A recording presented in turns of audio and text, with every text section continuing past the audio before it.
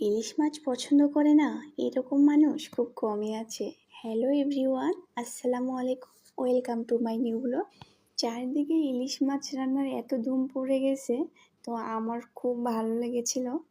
তো আমার কাছে মনে হয়েছে আমি একমাত্র ব্যক্তি যে কিনা ইলিশ মাছ নিয়ে কোনো ব্লগ করতে পারিনি, কারণ অন্যান্য জায়গার থেকে এখানে ইলিশ মাছের দামটা অনেক বেশি ছিল। এই জন্য আমার মনে হয়েছিল এত টাকা দিয়ে একটা ইলিশ খাওয়ার থেকে না খাওয়াই ভালো। তো বর আমার মতি গতি বুঝতে পেরে কিছু ছোট বড় ইলিশ মাছ এবং কিছু দেশি মাছ নিয়ে আমার হাতে ধরিয়ে দেয়। আর দেশি মাছগুলো ছিল অনেক টাটকা এবং সুন্দর। তো এগুলো কিন্তু মোটামুটি অনেক ছোট ইলিশ। জানি না এগুলো ইলিশ মাছ কিনা, আপনাদের কাছে কেমন লাগে আমি জানা, কিন্তু আমার কাছে মোটামুটি বেশ ভালো লাগে। আর এগুলো থেকেও কিন্তু অনেকটা ইলিশ মাছের স্বাদ নেওয়া যায়। তো এইগুলোর মধ্যে যেটা একটু বড় ইলিশ ছিল সেটা আজকে আমি রান্না করেছি। আপনাদের হয়তো অনেকের মনে হতে পারে এত ছোট ইলিশ কীভাবে খায়, এগুলো ভালো লাগে না, কিন্তু বিশ্বাস করেন ভাই, আমার সাধ্যের মধ্যে এগুলো আমার কাছে অনেক বেশি দামি। আর আমি সবসময় আমার সাধ্যের মধ্যে থাকার চেষ্টা করি, কারণ আমি জানি আমার হাজবেন্ডের কতটুকু ইনকাম, কতটুকু সোর্স। তো আমি সবসময় চেষ্টা করি তার ইনকামের সাধ্যের মধ্যে থাকার জন্য, কারণ সাধ্যের বাইরে চলে রাজার রাজ্যও তো শেষ হয়ে যাবে, তাই না? এটা কিন্তু আপনাদের সাথে শেয়ার করতে আমার বেশ সংকোচ বোধ হচ্ছিল।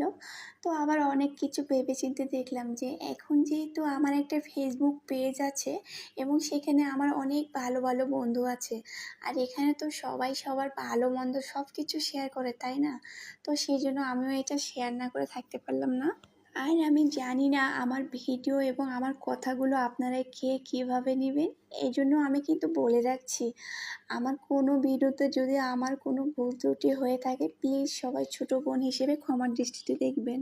তো এখানে আমি আরও একটা কথা বলি, আপনি আমি এবং সবাই আমরা ফেসবুকে যে উদ্দেশ্য নিয়ে এসেছি এবং কাজ করতেছি, এটা সাকসেস করতে গেলে কিন্তু আমাদের একে অপরের পাশে থাকা খুব বেশি জরুরি। কারণ এই ফেসবুক প্ল্যাটফর্মটা এমন একটা জিনিস যেটা একে অপরকে সাপোর্ট ছাড়া বা অন্যের সহযোগিতা ছাড়া নিজে একা একা কখনো সাকসেস হওয়া যায় না।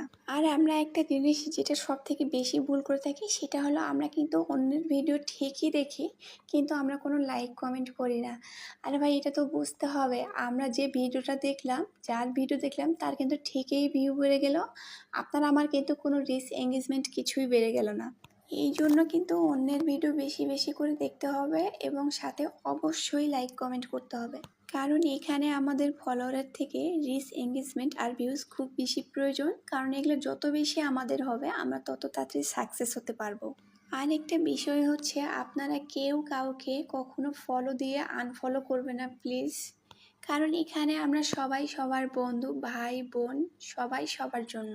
তো আজকের ভিডিও আমার এই পর্যন্তই। সকল বন্ধুদের জন্য আমার দোয়া এবং ভালোবাসা রইল।